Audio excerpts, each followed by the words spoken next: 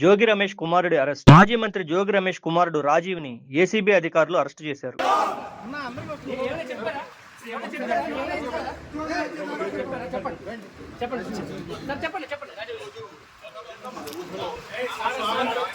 CID స్వాధీనంలో ఉన్న అగ్రిగోల్డ్ భూములను ఆయన మరి కొందరితో కలిసి తన పేరిట రిజిస్ట్రేషన్ చేయించుకున్నారనే ఆరోపణలు వస్తున్నాయి. వాళ్ళు ప్రకటించారు, మేము కూడా ప్రకటించాము.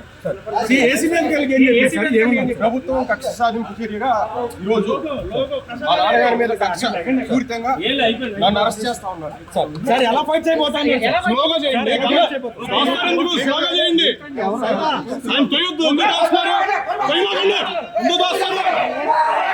ఈ క్రమంలో ఆయన నివాసంలో సోదాలు నిర్వహించిన ఏసీబీ అధికారులు రాజీవ్ని అదుపులోకి తీసుకున్నారు. అయితే కక్ష సాధింపు చర్యతోనే తనను అరెస్టు చేశారని రాజీవ్ ఆరోపిస్తున్నారు.